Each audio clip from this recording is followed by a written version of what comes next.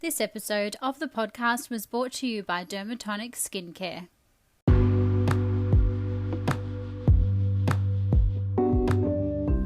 Hello and welcome to today's episode of the Beauty Industry Podcast, your online support community for the professional beauty industry, connecting you with educational pieces, innovative industry products, and inspiration from industry experts. I am your host, founding director of Beauty Industry, Tamara Shaw. Our guest today featured on an episode in 2018 of which I received lots of emails asking for more information, more expertise, and more episodes like it. That is Katie Lowndes from Beauty Salemate. Our first episode introduced you to Katie, talking about personality traits, identifying client behaviour, and retail sales. And today we're going to further explore the sales process by looking at client objections and how you can overcome them. This episode is filled with role plays and tools to help transform your language, help you overcome your fear of client objections, and create a healthy relationship between you and sales. From Beauty Salemate, today we welcome Katie Lowndes. So welcome to Katie to the podcast. This is your second time around. It is, and I'm very excited because this subject's probably one of the biggest topics that comes up in training. So it's interesting to have a good chat about it. And one of the things that probably concerns therapists the most and probably stops that sale from occurring. So I'm glad that we get a chance to have a chat about it today. Yeah, absolutely. So we are talking client objections. For those who don't know, can you just describe for us what we mean when we're saying a client is objecting to something? Yeah. So a client objection is basically any reason that a client may give for not purchasing the skincare or body care that the therapist has recommended. So it's just a sort of basically a no. So it's any reason that they give and to say, no, I'm not purchasing today. Yeah, fantastic. And I'm sure a lot of therapists who are listening to this probably resonate with them trying to close a sale or prescribe and the client coming back with the no, hence why this episode is going to be so fantastic for a lot of people who listen. Why do clients say no to a sale or a prescription? Normally, no. To me, no's as the start of opening up more conversation in a way. But normally a client would say no because you've not actually asked the right questions in the first place, and you maybe haven't really got into the mind of the client and listened to their needs of what they're actually wanting to achieve from the treatment. So a lot of this objection and closing the sale that people talk about and happens at the end of a treatment. Actually, if you do a lot of the stuff at the beginning, you won't get to that point at the end of the treatment where you're feeling shut down, feeling rejected, feeling, the client's just saying no and that's it. So it's a bit of a mind boggle really, but the main thing is trying to stop that even occurring by asking the right questions and making sure you listen to the clients. Yeah, fantastic. And so what are some of the most common objections that therapists and you help therapists deal with in terms of overcoming those? Yeah. If you're going to go straight down the line with what do clients say, it's a little bit like when, when you try and get stopped by someone on the street, a charity worker, and you're like, oh, I don't have time, or it's kind of often those common things that people say just to try and shut you up and get rid of you because they feel uncomfortable, you've not explained something properly. So common objections might be I can't afford it, I don't have time, I'm just going to leave it. And in this day and age, even though we probably don't need to do this, a lot of people will say, I just need to have a chat with my husband or my partner, and often that's just an excuse to maybe get away from you, which shouldn't happen, because if you get the right rapport, your client understands that you're not actually trying to push product onto them. The idea is that you're recommending and you're building a rapport, so you're not going to be in this scenario where it feels like a sale, it feels like an objection, it feels like position you're in, we shouldn't be feeling that way, basically. And if you do the right things in the beginning, you won't get to that point. Yeah, for sure. And I think a lot of clients, and I say this from experience, is that they have had so many people sell them stuff. And I say that it is a real sale. You know, I'm selling for the sake of hitting my target, or I'm selling for the sake of somebody's told me to sell, not a true prescription from, you know, education, expertise, and knowledge. And so the client almost already has the objection before the therapist has even finished what their sentence is, because they just feeling like it's not a true prescription or education. I agree. And sometimes, you know, as a therapist, you might feel rejected by a client before they've even got on the treatment bed. You know, a lot of the time, people, you don't even get to open your mouth to ask a consultation and start that process, because maybe someone's had a bad experience. I mean, a client has had a bad experience, or maybe they're having a bad day, maybe they're just kind of in a rush. And all of these little things can really sort of put you in a position where you might feel uncomfortable as a therapist. And it's just about recognizing what those positions might be and making sure you stop them happening in the first place.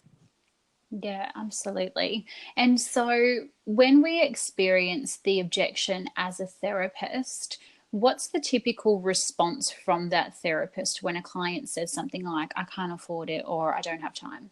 No problem. That's fine. Don't worry. Here's some samples and I'll see you outside, basically. That's probably the quickest response. Because you feel, I think therapists, you know, from my experience and watching them and training and being on the sidelines and being a therapist, I think you sort of feel uncomfortable and you panic, because as a therapist, you trained because you wanted to help people, you wanted to nurture people, you wanted to give advice, you're passionate about skin, recognizing concerns and, you know, having that knowledge of how to overcome them. But then suddenly in your mind, you don't see a consultation recommendation as advice. You see it as this big sale, and you get sort of weirded out and frightened. So when that client kind of says no, you kind of, you just shut down, and you suppose you feel a bit rejected in yourself, and you don't want to come across as pushy, or go back and have a negotiation and a chat and, you know, talk it through with the client. But as I said, if you do the things correctly at the beginning, you won't feel that uncomfortable way that you can feel when a client says no. Yeah, for sure.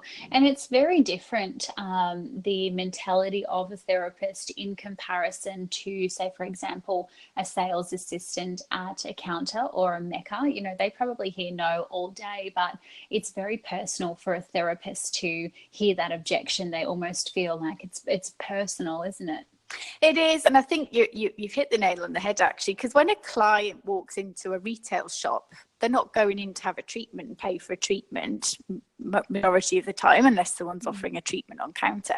They're actually going in to buy. So already for that person on the counter in a retail, their client's there to talk and to purchase. So it's quite a different transaction. Whereas with us as a therapist, you're thinking, oh, this client's come in for a treatment, they've not come in for a sale.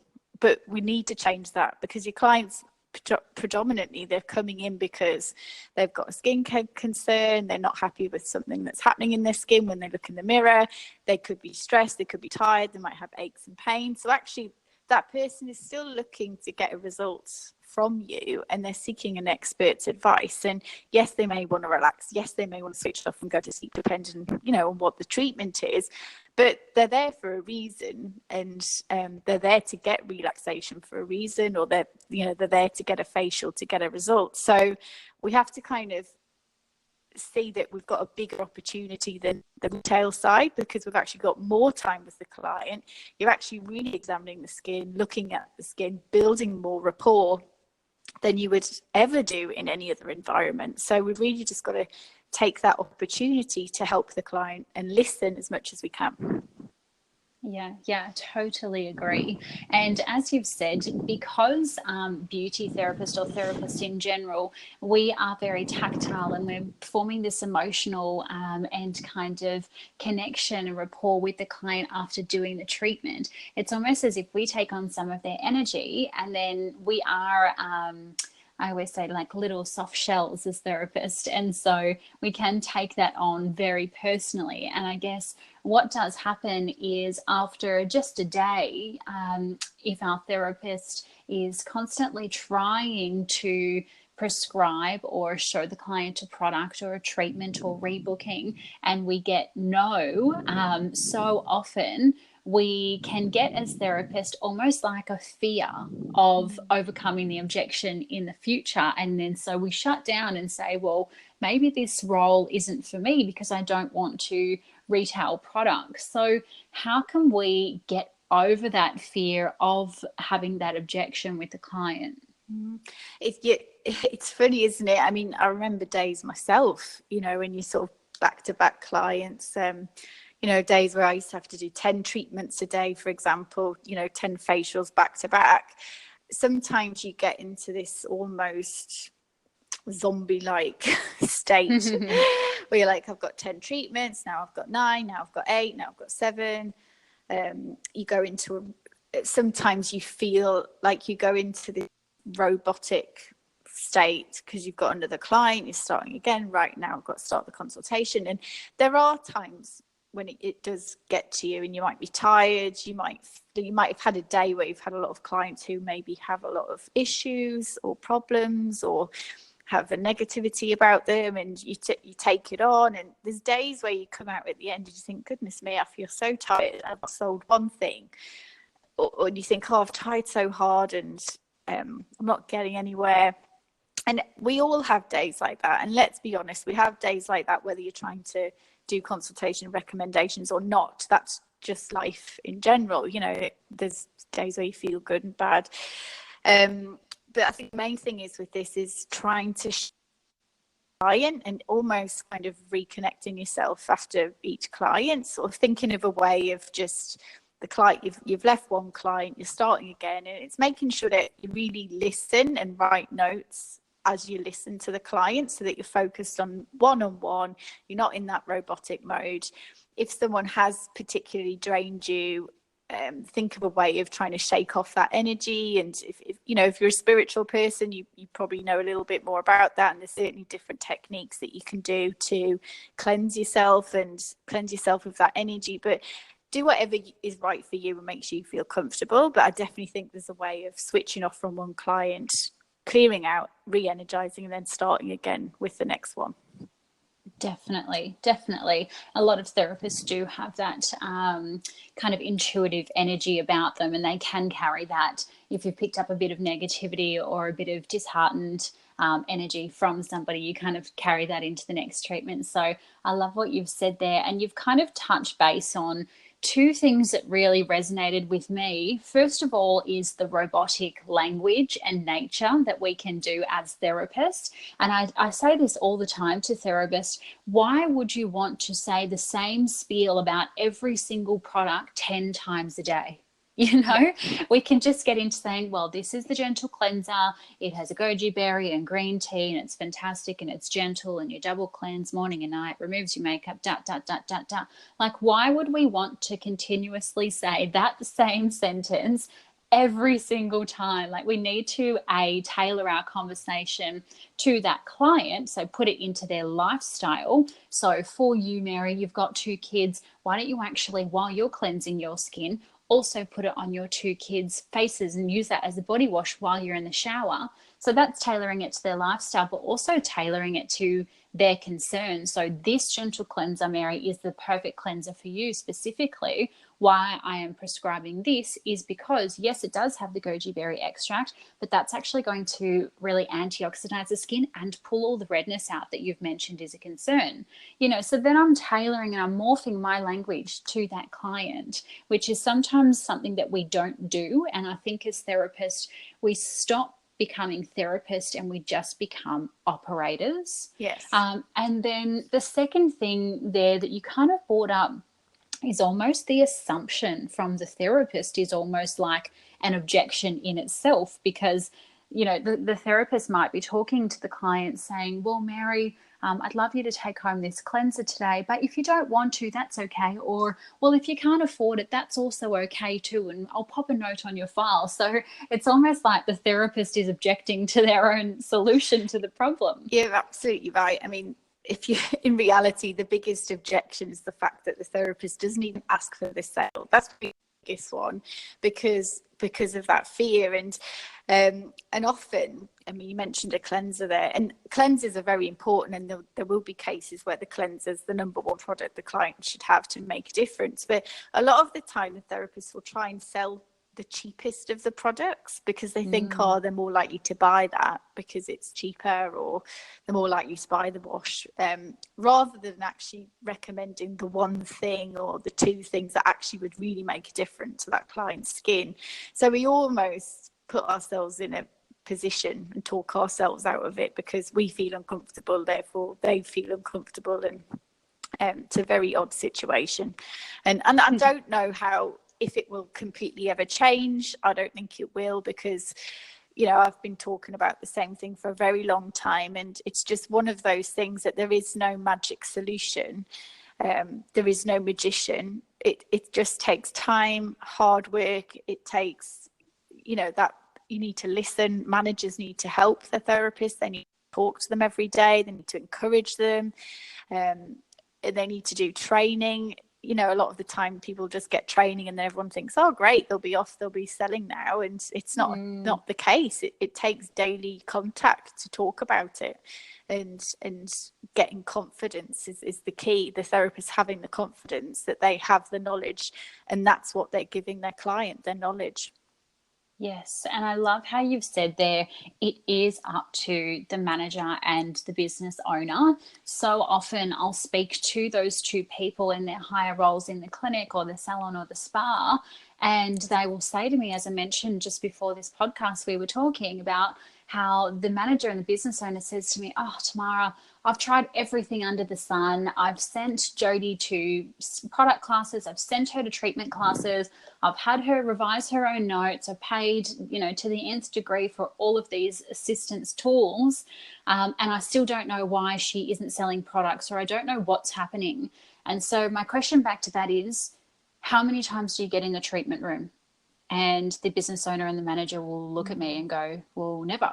I don't have time, or, I'm always doing something else, or I'm at this other location. And I say, well, how can you know what is going on and what language and communication is having in the treatment room if you're not listening? And so you cannot correct something. So the therapist, coming back to that robotic language, the therapist is saying what they've always said until somebody comes in and goes, well, actually, instead of using this word, why don't you just tweak it to use this word? It's a little bit more subtle, and see how you go with that. And then coming back into the next treatment and going, oh, wow, okay, well done. You did say that cleanser. So in the next treatment, let's actually use this language, or I want you to use this piece of wording for me. And then all of a sudden we've got a 5-step routine walking out the door on the third treatment, rather than 0 products in the first treatment, So It is a lot of that language and having someone there to listen and tweak and progressively help. Yeah, I mean, a lot of the time, not all of the time, but there are a few situations. You've got a situation where a manager has been a therapist, but maybe retail wasn't their strong point. So you've got that situation where actually they themselves wouldn't know how to train it or talk about it, and maybe they felt uncomfortable, which is fine, because not everybody can be everything. That's fine. Then you've got a situation where a manager isn't a therapist, so actually does do what they should and shouldn't be saying. They may have some sales experience in that situation. So not all the time. You might have a manager who loves sales, knows how to teach retail, would love to have the conversation, but you have got those 3 situations. So it's not their strong point. That's okay, but they can still talk to someone or find someone in their team to take that responsibility. So is there someone that has got experience, someone who is passionate, someone who wants to learn, someone who will help the others? And you know, most of my learning as a therapist, you know, I had training in how to do sales, but it was actually within my team of me going, oh, she's doing better than me. What's she doing? And then I'd go and sit with them, and we'd just role play in a treatment room, and they'd tell me quite, you know, it was very casual. They'd be like, oh, this is how I ask my questions. And this is what I say. And I remember grabbing a number of different people who were more experienced than me at the time to just get their little nugget of information. And, you know, eventually I built up all of that information and research, understood my behavior, my personality, and also, you know, at the end of the day, you have to listen to the client, and you have to look at their behavior. What do they want to hear from you, and how do they want to hear from you? Because not every client wants to be told the same information the same way, but you have to deliver it in a different way depending on their behavior type as well. And that's the you know, a bit more advanced training down the line, but it's a key thing to being successful and being comfortable for both parties. Yes, exactly. And if I can add to that as well, be the client. You know, go around to different clinics and spas and salons near you and just switch your therapist mind off for just a moment or two. And when they are doing a consultation, or when you're getting prescribed to as the client, listen to what that person is saying and think in your mind, would I buy this product, you know, or what are they saying that I'm loving and they are actually selling me and convincing me on the product or to rebook? And how can I then take that and form that into my own language and put that into my own daily practice? Yeah, I mean, it's very, I do a lot of treatments. I go around, and for my other business, you know, I'm looking at different spas and businesses and how they perform. And actually, it's very rare that I actually do get a very good consultation and recommendation. It's rare. It's not often that I actually go, wow, someone actually asked me some questions and really wanted to hear about me and my body. And it's you know, if I'm lucky, they might ask me a couple of questions. Someone asked me the other day, they asked me a couple of questions. I had this detox wrap and scrub, and at the end they said, oh, do you need to have an exfoliator at home? That was her sale. And it actually, it was better than I've had before, because at least she asked me the question. But actually, if she'd asked me more at the beginning, she'd know the routine I was on and what I had and what I didn't have. And she probably could have recommended me something else, and I'd have probably bought it because I like to try different products. But, you know, she didn't take the time at the beginning to actually find out about my lifestyle and what I'm actually doing and what my current knowledge is of my body and my skin and my routine. And if she had, then she probably would have had a sale. We will be back with more of the Beauty Industry podcast after this short message from our sponsors.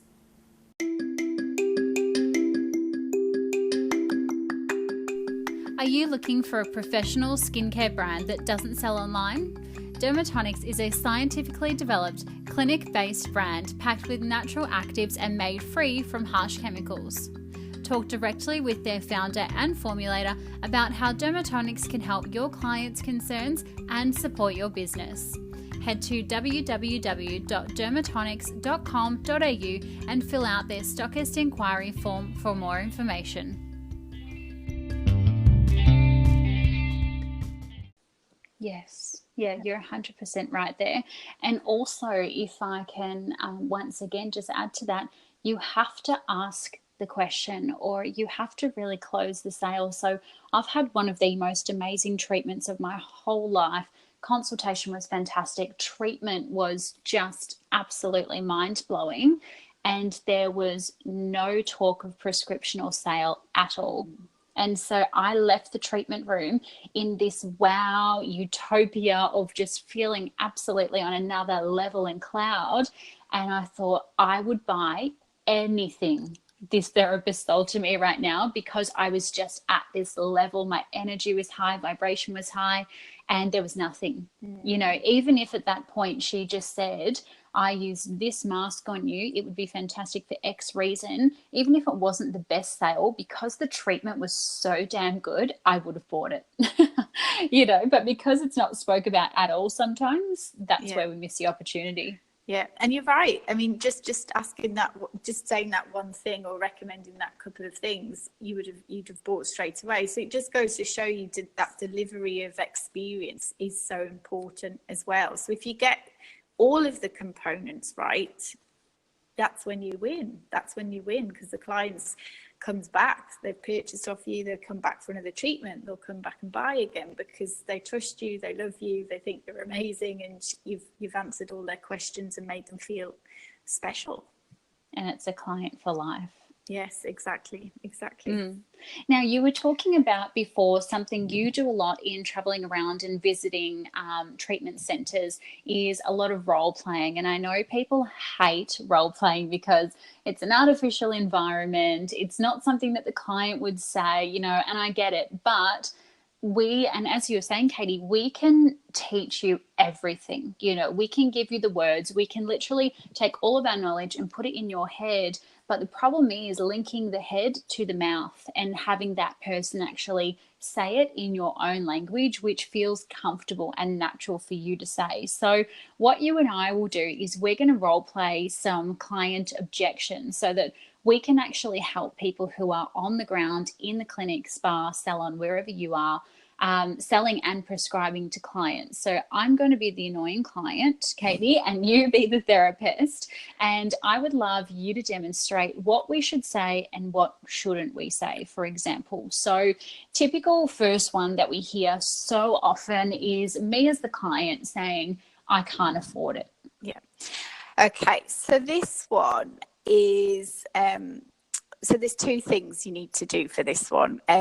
There's two scenarios. So the first thing you need to think about is actually giving the client all the information they need to make their mind up about what's affordable. So what I mean by that is sometimes you might talk to them about 5 products, 3 products, and you're just talking about it, and they actually don't know all the prices of the products, or they might ask you, well, how much is that one? You know, and the one they ask about might be the most expensive product. You're not actually giving the client all of the information that they need to make a decision. So, you know, your client's buying emotionally and they justify logically. So when you do your recommendation, I always make sure that the products are written down and they have the price written down next to them of each product. So when you're doing the recommendation, the client has that in their hands and they can see all of the products and they can see all of the prices. And that way they've got all of the information, they're informed so that they know when they're making their decision, okay, I know that, you know, she said this one's the most important one. That's how much it is. I'm just going to get that one because that's all I can afford. And you're giving them the tools. Whereas if you don't do any of that, they're kind of going through blind because, you know, if they've got lots of money, they probably don't care and they'll just buy it, whatever the price. But if someone is being a bit more careful, they need to have that information. So the first thing I'd say is when you were recommending, make sure that you do have the products written down with the price next to them. So that's the first thing. Second thing is if someone says, see, for me, I don't have it that the client will say, I can't afford it or I can't do this. Because if you do the consultation, you say the things the right way, you probably won't come up against those words. Yes. Now, when I prescribe, I'd say, once you've done your questioning, you find out how much time a client has, what they're doing, what's their lifestyle. So when you're recommending, for example, you might say something like, I think you're going to ask me about time in the next one, but I would say something like, what I've recommended for you here. The good thing about this is you don't need a lot of product. They're going to last you a few months, which means, you know, the price per use is less than a cup of coffee, which is great. You want to cut down on your coffee. So maybe if we cut out that coffee and then you use this, that's the balance. You'll feel great. So it's kind of giving them, relating back to their lifestyle so they feel comfortable. And you're already telling them about how you can see the value in the product by giving them that comparison to their cup of coffee a day or whatever it might be. They almost feel a bit more comfortable about it. Whereas if you didn't do that, they can't see it. And then you're trying to you don't want this argy-bargy of going back and forth saying I can't afford it, and then you saying, oh, well, let's break it down, shall we? Let's get a calculator. It's going to, you know, if you start to preempt the things that clients may talk about, you actually won't get the objections in the first place. Yeah. Do you think, if your therapist, sometimes I see therapists put products onto a little basket or like a tray and then take it into the room, into the treatment room to close there.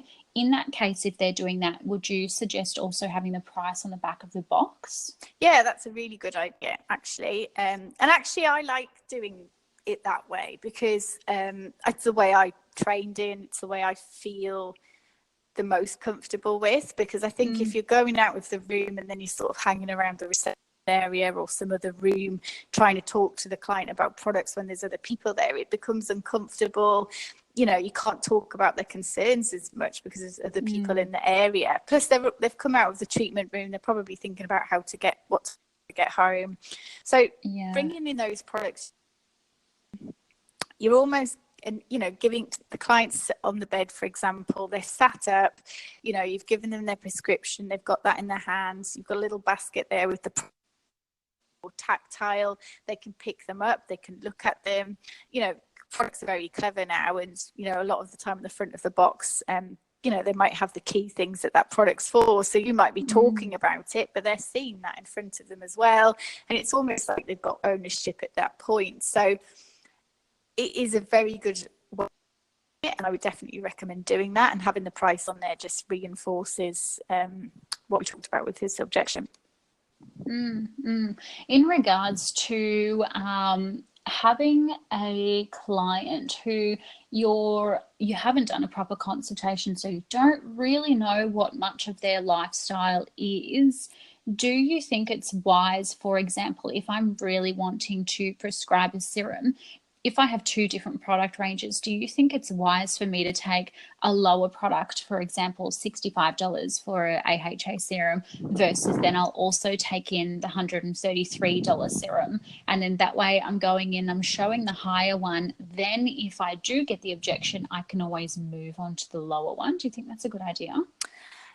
So this is in a position where you don't know about the client's lifestyle, because it might be like a poor consultation, for example. I'd say it's a good idea, and I think you know, not giving them the two options of, if you think about it, sometimes it would actually work the other way. You know, if you showed someone two of them, yes, you know, it's actually quite interesting, because sometimes by saying to, so for example, someone said to me, okay, you can use this serum, it's got this in it, it will give you this benefit. If you can, though, I think you should really use this one, because yes, it's got this in, but it's also got unknown vitamin A and whatever else in, and actually that will give you better results. That's what I would recommend. There's a price difference. This, you know, this is this. I would actually probably purchase the more expensive one, because it's got more to it anyway. So but you're giving that client the option. And I always say I do a 2-option close, so I give a client 2 options. You know, they can start with, you know, and the first option is the minimum, so it's the minimum I think they need to get a result. Just the, you know, the basic to get them onto something to help them with whatever their concern might be. The second option is the ideal situation where they'd get the best results in the quickest time. So giving that client the 2 option is a great way of doing it, and actually what you've just said is a great way of doing a 2 option. Very cool. So our next objection there is, I don't have time to use all of those products. I am a very busy person. Yeah, I love this one, because I always just start now with, it doesn't matter who the client is, because nobody's got that much time to sit and, you know, spend hours in the bathroom. And you know, when you watch people on telly or movies or even social media, they're always spending hours massaging into their face and putting a dot on their forehead and their cheeks. And in reality, when you're in your bathroom, people don't do that. Well, I certainly don't. So whenever I talk through a recommendation with a client, I actually always introduce with So what I've done is jotted down what we're going to do for you at home. This is going to, you know, help maintain the results of the treatment today. I've got a couple of options for you. Neither of them take a lot of time, because who has that time? You know, in reality, it takes no more than a minute to do your skincare routine. So that's how I introduce it. And when you talk about the usage of it, you're doing it in a way that's quick to show them how you use it. And I think if you do that, it paints a picture of speed for that client, so they understand. And also, if you do a good consultation, you know what they like and what they don't like. You know that I don't know, Nikki, for example, she likes to do it in the shower, so she likes to have a wash in the shower. She doesn't like to use a cream cleanser, and maybe she's not really done much before with skincare, so she's a little bit new. So I know that I'm not going to start confusing her by recommending 10 products. I'm going to get her on a wash in the shower. I'm going to get her on a really good eye cream and moisturizer, and that's it for now, because I know that I don't want to overwhelm her. I don't want her to feel uncomfortable, and I want her to come back and see me again, and she'll start to slowly introduce things once she's in a habit. So it's by understanding the client and then using the right language, like, this is going to be really quick and easy for you. Just those little sentences and words that feel comfortable for you, because what I say may be not comfortable for someone else, especially with my Northern English language. So, you know, it's got to be right for you. I think if you say those things in the right way, then you'll stop that objection. Absolutely. And everything, as you're saying, comes back to the consultation. And it's just the most important thing. When you get to the end of the treatment, you might have these objections because the consultation wasn't thorough enough, or you haven't listened during the consultation. Yes, exactly. Now, one I hear often from clients is, can I just have a sample instead of using the product or taking the product tonight? What would you say to that? Well, yeah, samples. I mean, the way I use samples is I normally add in, so if a client's purchasing a couple of products, things they haven't purchased, you know, I'd throw in the samples of them so they can at least start trying them, and then bring them back to purchase again. I normally offer a sample if, say, you've gone through the whole process, you've gone through the recommendations, and you've said, okay, what with today, what do you feel most comfortable with? Is it A or B?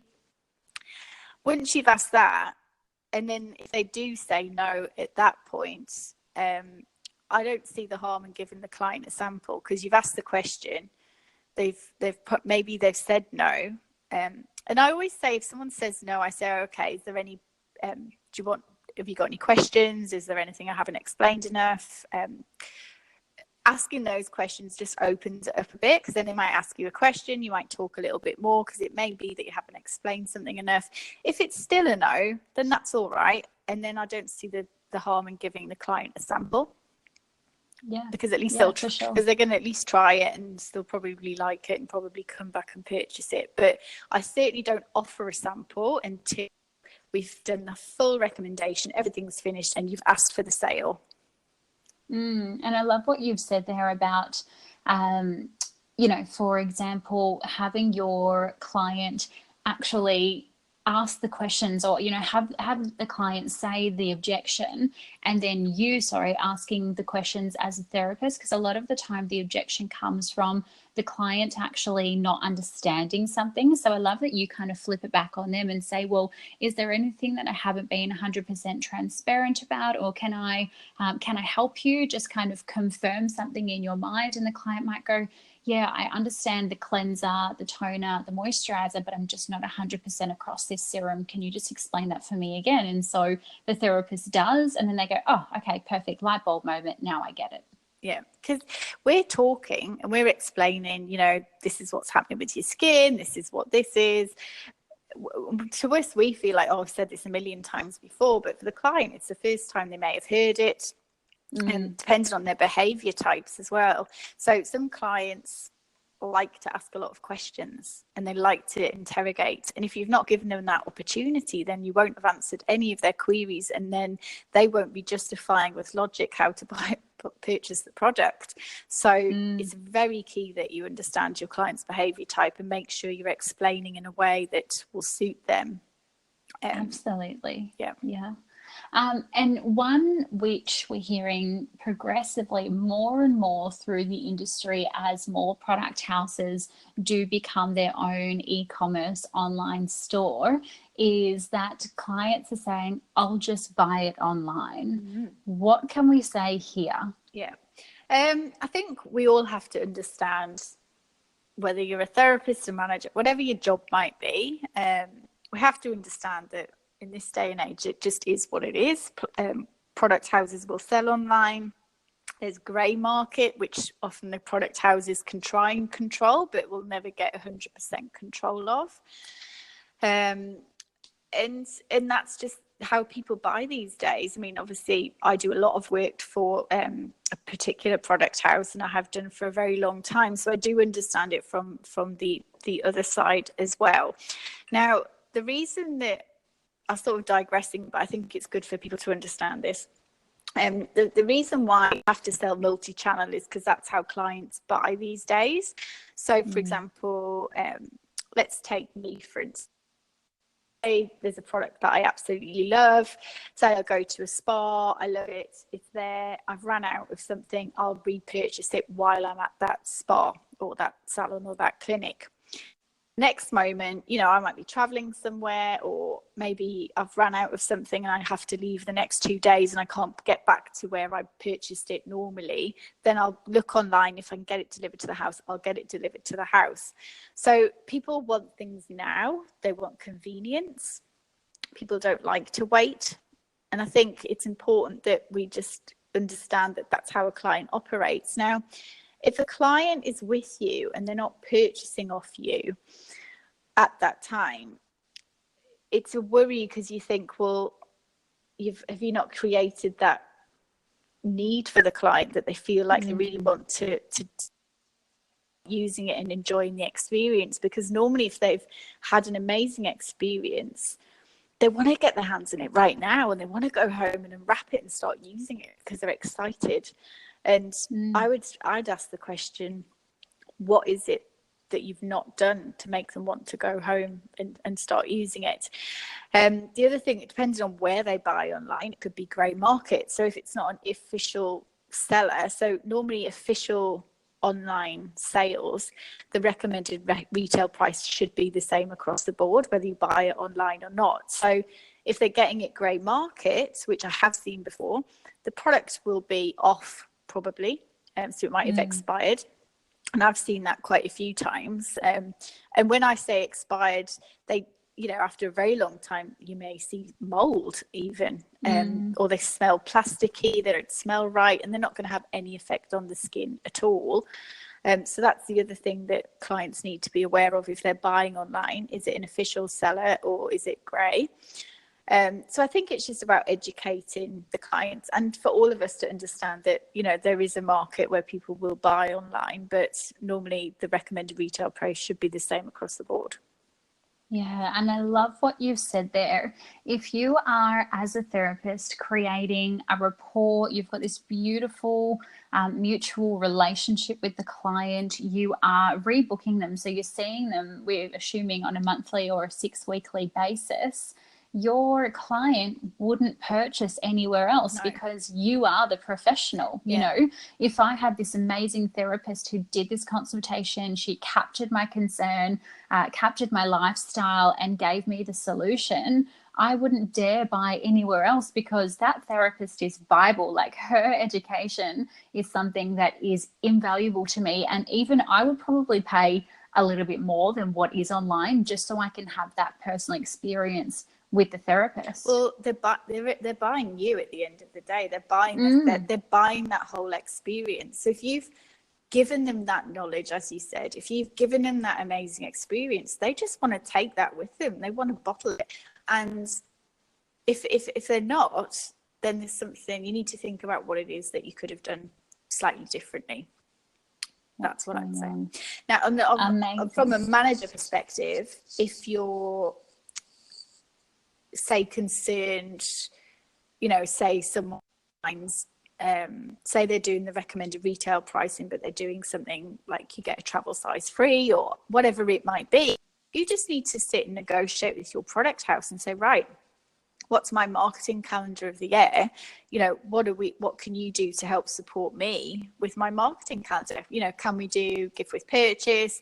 Can you give me some travel sizes? Or is there something that you can do that's a benefit as well, so that, you know, you can get some enjoyment out of that marketing and the promotions? And that's really what a product house should do as well.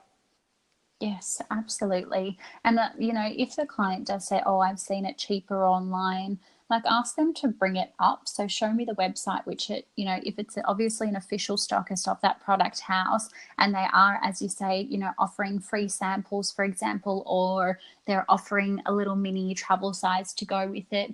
If you can keep that client as yours, and if you can offer, you know, the same samples or the same little mini trial size or whatever it may be, do it. Why wouldn't you? I know, it's madness. Just do it. It isn't. There's enough margin in there if you've got the right product house. There should be enough margin in there for you to be able to do that. For sure. Exactly right. Well, thank you so much, Katie. I'm sure that has given a few people, well, a lot of people, I hope, the tools and the language and the knowledge of why clients do object, and how we can kind of really, everything is the consultation. We just bring it back to the consultation, the experience, and the rapport with the therapist. Yeah, and knowledge. Just making sure that, you know, you might not know every ingredient in all the products, but you should make sure you know what wrinkles are, what's fine lines, how are they caused, what's pigmentation. It's like going back to basics. If you know all of those things, that's key, because then you can relate to any product range, no matter what product range that might be. So it's about having that knowledge in the background and using it, because so often we do all the training and then no one uses it. No one talks about it, and that's the key to success.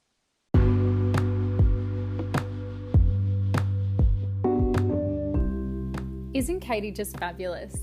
I so hope you're able to use today's episode to create role plays to help transform yours or your therapist's language, help you overcome your fear of client objections, and create a healthy relationship between you and retail sales.